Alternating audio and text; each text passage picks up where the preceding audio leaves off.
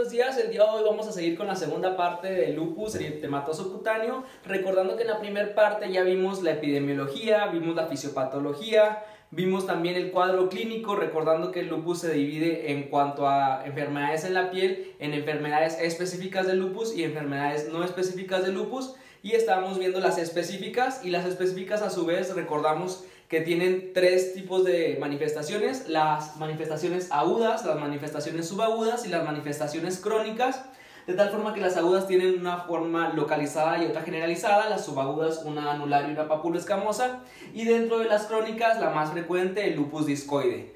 Vimos también además la histopatología de cada una de ellas, y si bien todas se parecían, tenían ciertas cosas en las que pudiéramos nosotros distinguir una de otra, sobre todo en la clínica, pero también en la histopatología. Y ahora vamos a ver en esta segunda parte, vamos a ver cómo estas enfermedades, lupus eritematoso cutáneo, pudiera llegar a asociarse a otras manifestaciones sistémicas, sobre todo lupus eritematoso sistémico.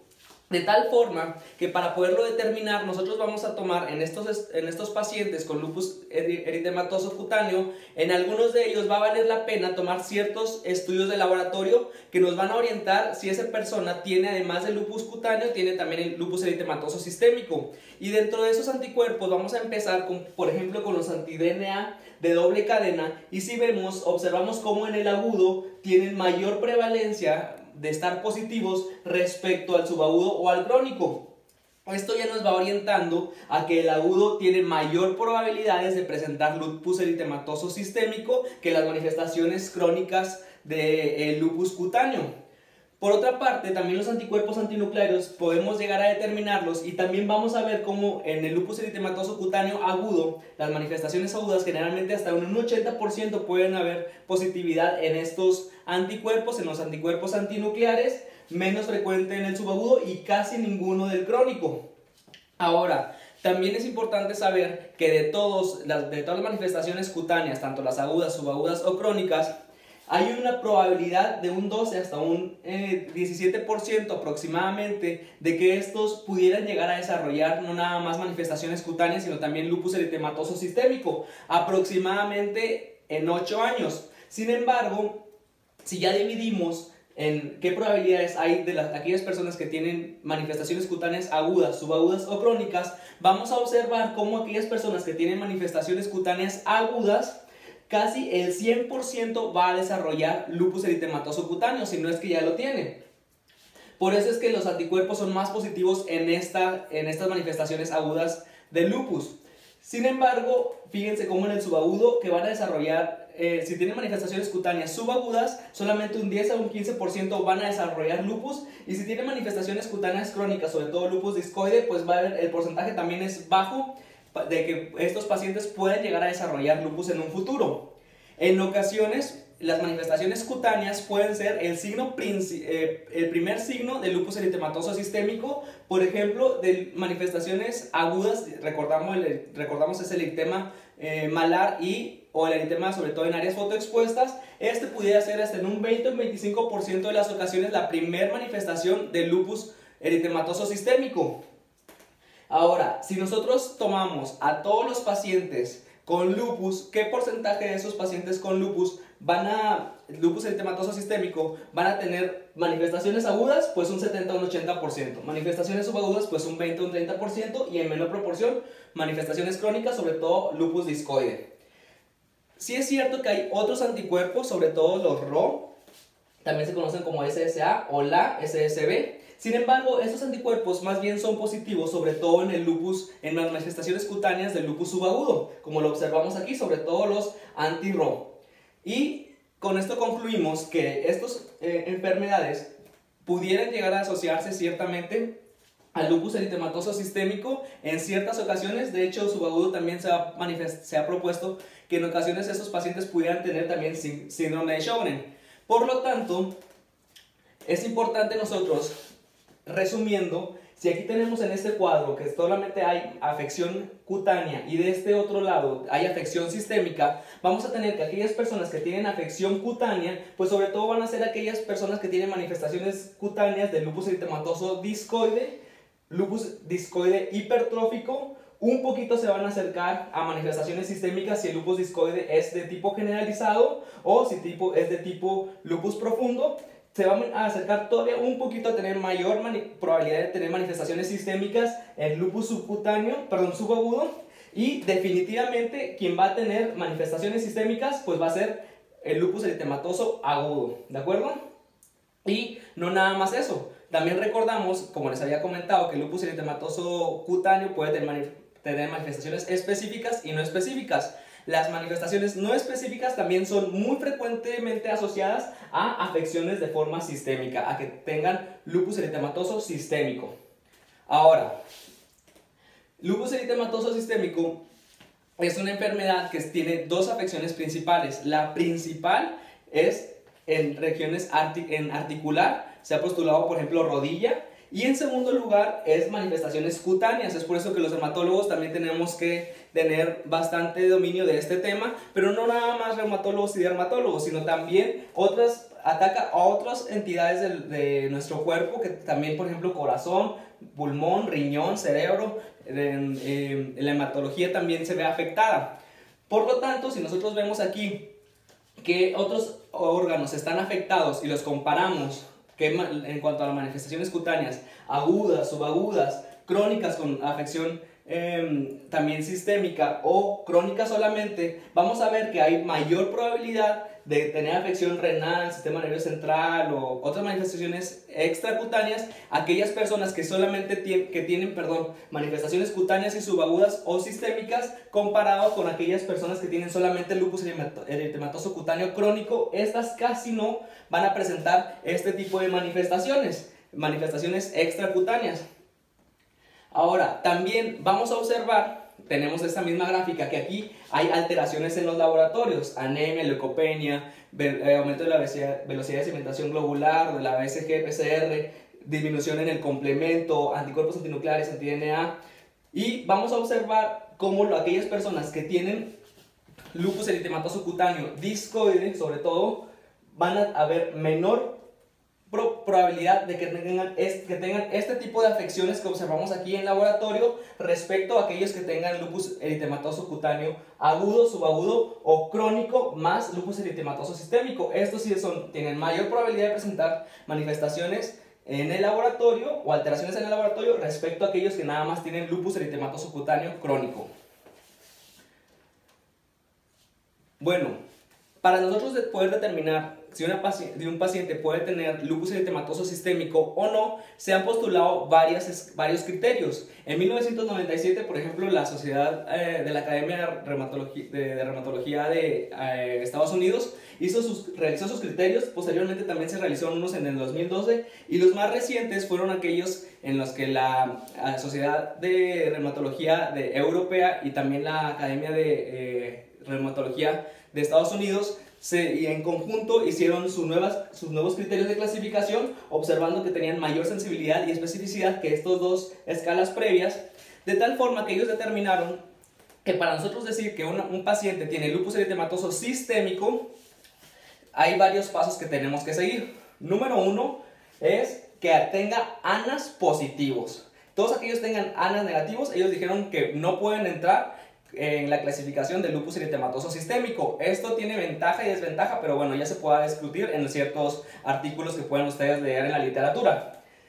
Entonces, si aquellas personas tienen anticuerpos antinucleares positivos, ahora hay que determinar si esos pacientes llegan a cumplir con ciertos criterios o clínicos o criterios inmunológicos. Dentro de los criterios clínicos están síntomas constitucionales, hematológicos, neuropsiquiátricos, musculoesqueléticos, mucocutáneos, serosos, musculoesqueléticos y renales. Dentro de los inmunológicos pues están los antifosfolípidos, el complemento y los DNA de doble cadena o los anti-SMIT.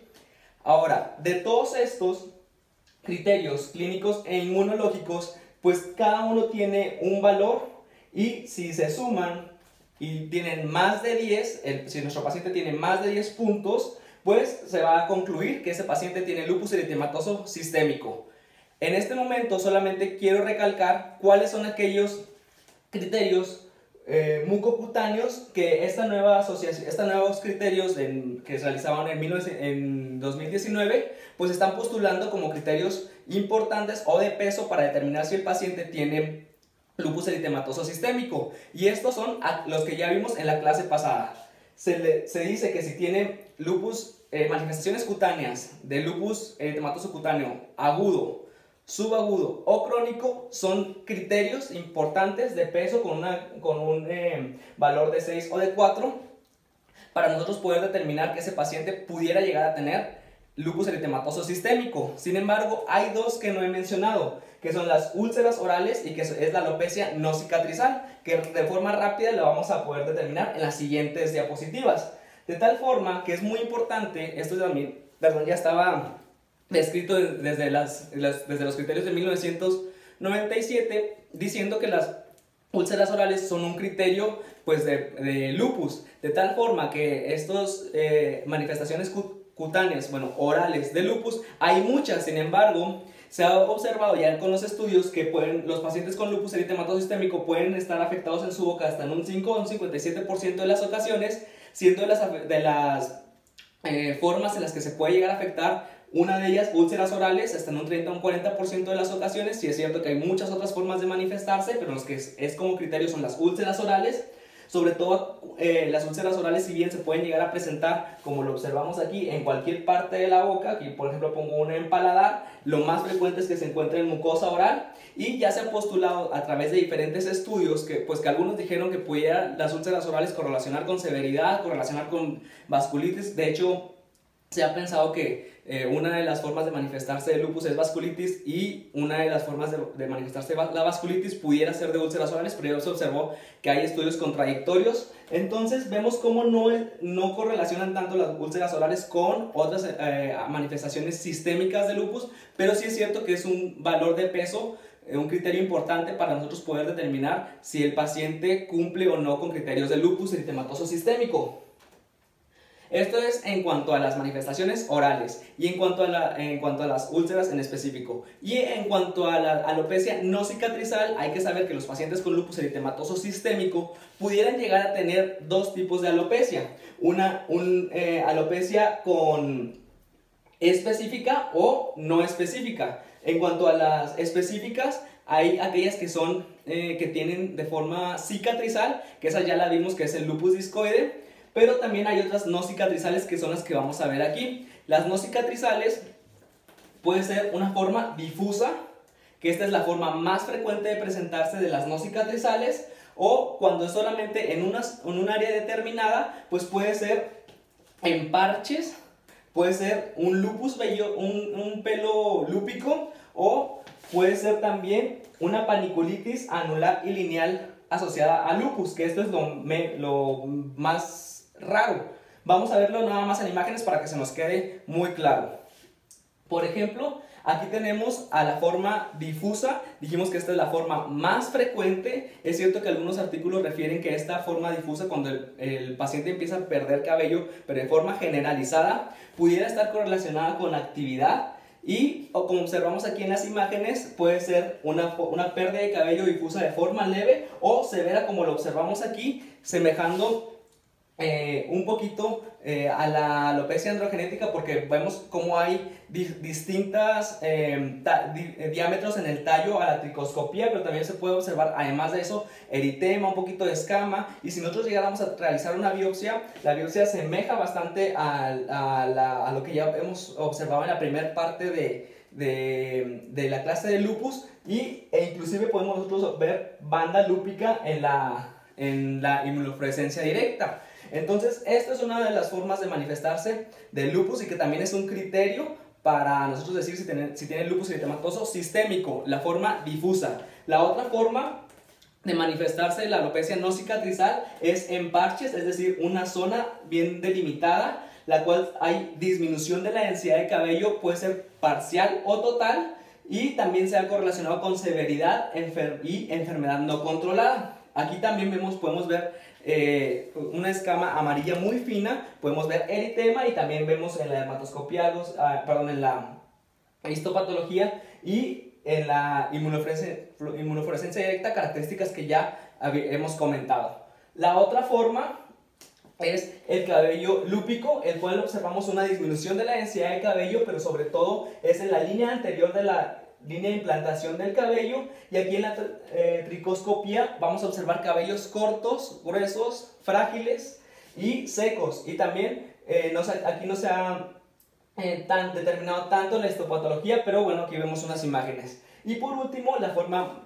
menos frecuente de presentarse la alopecia no cicatrizal es una paniculitis anular y lineal, la cual sigue las líneas de Blaschko, como lo observamos aquí en la imagen, y la verdad es que este es muy frecuente, solamente se han reportado 10 casos en la literatura, y por eso no es que no ha sido tan determinado la tricoscopía lo que vamos a ver. Lo que sí se va a observar es, como le digo, como es una paniculitis, vamos a ver el infiltrado más bien profundo. Ahora, es cierto que ya dijimos que los criterios más actuales son los realizados en 1919, pero nada más quiero mostrar esta imagen que se hizo en los criterios del 2012, porque quiero que veamos cómo las manifestaciones cutáneas, como por ejemplo el exantema malar, el lupus discoide, las úlceras orales y la alopecia no cicatrizal, tienen una muy buena sensibilidad para poder determinar si ese paciente tiene lupus eritematoso sistémico o no lo presenta. Y si bien las de 1997 ya son bastante antiguas, pues en 2018, donde todavía se realizaron ciertos criterios para poder determinar si el paciente tiene lupus eritematoso buloso, pues todavía tienen en cuenta estos criterios de la ACR de 1997. Además de tener esos criterios, debe de tener pues la clínica de lupus eritematoso buloso, que ya la vimos que es con ampollas e inclusive con inmunofluorescencia directa positiva. Por eso es importante pues también conocer un poquito de la historia, y ya que esto nos va a servir a determinar otro tipo de manifestaciones de lupus, como es el lupus eritematoso buloso. Bueno, ya que tenemos a nuestro paciente, pues ¿qué es lo que vamos a hacer? ¿Qué abordaje es el que le vamos a dar? Pues vamos a tener que por clínica vamos a sospechar que tiene nuestro paciente lupus. Vamos a realizar ahora una biopsia para nosotros poder confirmar que ese paciente tenga las características histológicas del lupus, y si la histología vemos que es inconsistente, pues ya podemos descartar el diagnóstico. Si la histología es consistente pero no definitiva, algo que podemos hacer es realizar la inmunofluorescencia directa, y si la inmunofluorescencia directa es negativa, pues pudiéramos quizá descartar que esa manifestación cutánea sea asociada a lupus. Pero si es positiva la inmunofluorescencia directa, pues podríamos aceptar el diagnóstico de lupus cutáneo. Sin embargo, si la histología desde un inicio es claramente, tiene el patrón que ya vimos en la primera parte, característico del lupus cutáneo, pues aceptamos el diagnóstico de lupus cutáneo. Y este lupus cutáneo, ya dijimos, como hemos observado en esta parte, es que no nada más hay que decir, bueno, pues nada más es una afección cutánea, pues hay que también nosotros determinar si ese lupus cutáneo no se asocia a un lupus eritematoso sistémico. Por lo tanto, valdría la pena realizar ciertos estudios de laboratorio, como los anticuerpos antinucleares, medirle el complemento, pedirle un examen general de orina con sedimento, y además realizarle otra exploración, como explorar, ya dijimos, articulaciones, por ejemplo.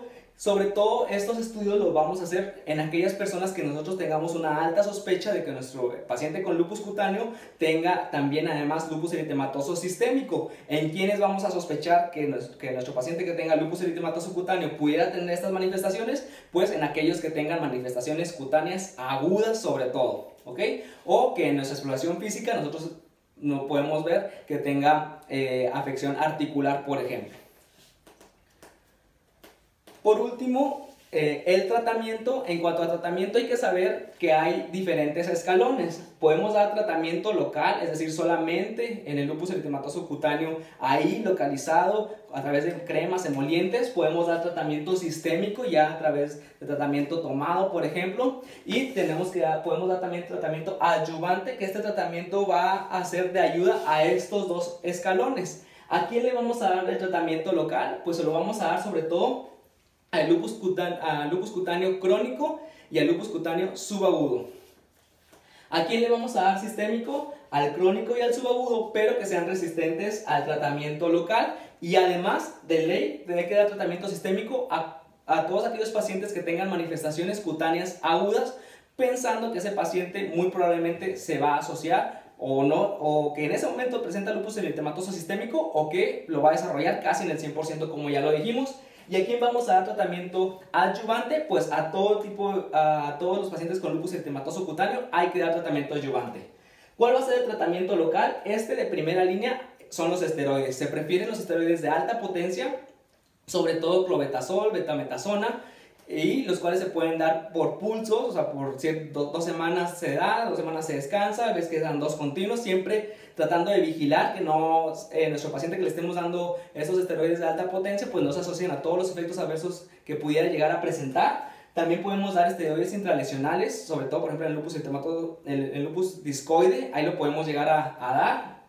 Inhibidores de calcineurina, sobre todo si se presenta, por ejemplo, en cara, si se presenta en piel que es muy delgada, pudiéramos llegar a darlo también. El tratamiento sistémico de primera línea también van a ser los antimaláricos, sobre todo hidroxicloroquina, cloroquina y quinacrina. Estos se ha postulado diferentes formas en las que pudieran llegar a mejorar el lupus eritematoso cutáneo. Sobre todo se ha observado, hay quienes han observado que puede ayudar sobre todo en la vía del interferón tipo 1. Hay otras formas en las que se ha postulado que disminuyen, por ejemplo, la quimiotaxis de ciertas moléculas, ciertas células.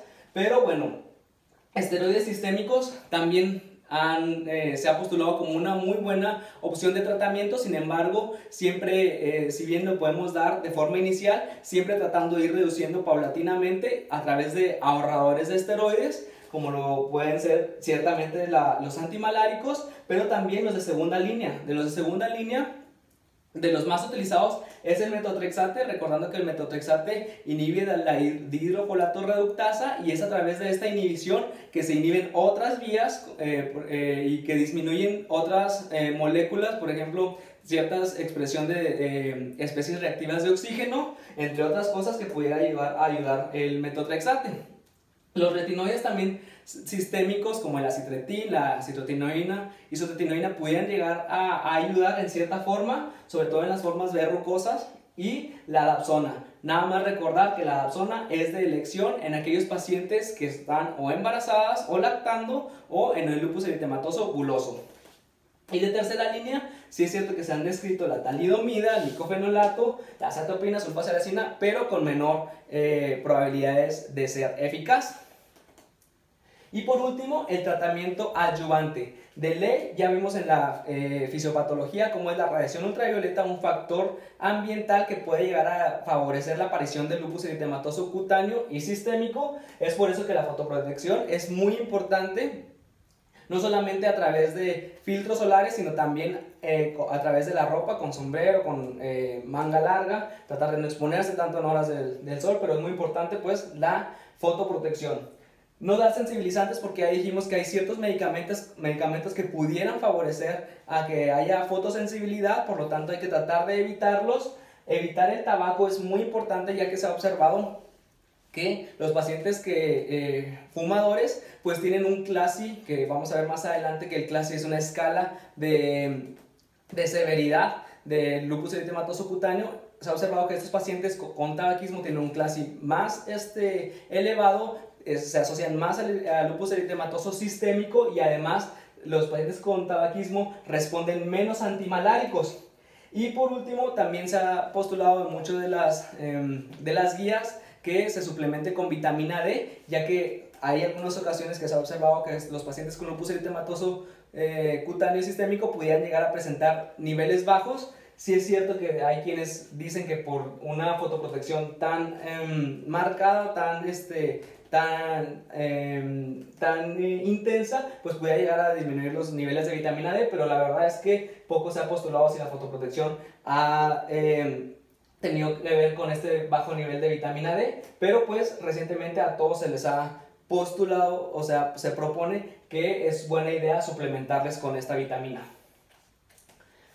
Ahora, en este cuadro les presento solamente qué dosis se han observado que son útiles para lupus eritematoso, y siendo aquí, por ejemplo, dijimos de primera línea la hidroxicloroquina con más o menos 400 miligramos al día, la cloroquina con 200 miligramos al día y la quinacrina con 100 miligramos al día. Recordar que el efecto adverso principal de estos medicamentos, bueno, tienen muchos otros efectos adversos, pero los que hay que tomar en cuenta es la retinopatía. Por lo tanto, vale la pena valoración por oftalmología previo al inicio de estos medicamentos. El que menos se ha observado que puede llegar a tener este efecto adverso es la quinacrina. Y de segunda línea, pues los que ya comenté. Sí es cierto que recientemente también se ha postulado que hay ciertos valores sanguíneos en los que conviene mantener estos medicamentos, ya que se ha observado que debajo de estos niveles, por ejemplo de la hidroxicloroquina en pacientes hispanos debajo de 500 nanogramos sobre mililitro, hay poca respuesta de la enfermedad si la concentración sanguínea es muy baja. Y por último de tratamiento, comentar que hay nuevos fármacos los cuales se han postulado, los cuales bloquean ciertas vías moleculares, ciertas vías celulares, ciertas vías nucleares, como lo observamos en estos dos esquemas. Todos estos se han postulado, pero hasta ahorita de los nuevos, el único aprobado por la FDA es el belimumab, el cual de todos ellos es el único aprobado, ya está en fases avanzadas de poder ser aceptado. Sin embargo, pues hay otros los cuales recientemente pues estamos esperando su resultado para saber si tienen eficacia o no en esta enfermedad. Aquí les quiero mostrar ahora una tabla, el cual está sacada de un metaanálisis. Como observamos, aquí están los estudios, quienes comparan fumadores con no fumadores y observan cómo aquellos que fumaban no tienen tanta respuesta a antimaláricos como aquellos que no fumaban. Pues nada más aquí es como se ve muy claro el esquema, y pues por eso lo quería presentar en esta ocasión. Y por último también del tratamiento, comentarles que el lupus eritematoso buloso también tiene una forma bastante similar de tratarse, solamente que aquí lo vamos a preferir como primer medicamento, ya dijimos, la dapsona, y si requiere en ocasiones, dependiendo de la severidad, pudiera requerirse esteroides sistémicos e inclusive otros inmunomoduladores, y que cuando no hay respuesta ya a esto, pues ahora sí se pudiera utilizar el rituximab como principal o como el más recientemente utilizado para el lupus eritematoso buloso cuando no hay eficacia con el resto de los tratamientos. El lupus se puede medir, tanto el lupus eritematoso cutáneo, se puede medir su severidad, como el lupus eritematoso sistémico, a través de estas dos clasificaciones, con el CLASI y con el SLEDAI, el cual el CLASI valora qué tanta afección hay en cuanto a actividad y daño o secuelas en el agudo, el subagudo o el crónico, específicamente el discoide. Pero estas dos clasificaciones se realizan más bien en se realizan no tanto en la práctica diaria, sino más bien en estudios cuando se quiere valorar un fármaco, o se puede hacer en la práctica clínica diaria si nosotros queremos ver qué tanto de una forma objetiva, qué tanto nuestro paciente mejoró con el tratamiento que nosotros le dimos. Pues podemos hacerle en la primera visita el CLASI, el CLASI en la segunda visita, y así podemos medir de forma objetiva qué tanta actividad redujo el tratamiento que nosotros le ofrecimos o qué tanto la severidad. Y ahora sí, por último, lo que es muy importante también conocer es la calidad de vida de estos pacientes. Estos pacientes se ha observado que tanto el CLASI, es decir, la escala de severidad, correlaciona con el DLQI, que es la escala de calidad de vida. A mayor severidad se ha observado que tienen mayor disfunción en su calidad de vida, siendo las principales áreas afectadas depresión y la autopercepción, como por ejemplo aquí lo observamos en este dibujo que se le pidió a un paciente con lupus eritematoso discoide que se dibujara antes de su diagnóstico y después de su diagnóstico, y vemos cómo la autopercepción pues varía mucho. Y sabiendo que quienes son más frecuentemente afectadas son mujeres, fumadores activos y con aquellos pacientes con estrato socioeconómico bajo. Y es de esta forma que terminamos lupus eritematoso cutáneo y algo del sistémico, sabiendo que es muy importante conocerlo, ya que esta es una enfermedad que no solamente se manifiesta en la piel, sino también en las articulaciones, corazón, riñón, y no nada más en adultos, sino también pacientes pediátricos. Por lo tanto, es de interés y debemos de conocer todos los médicos.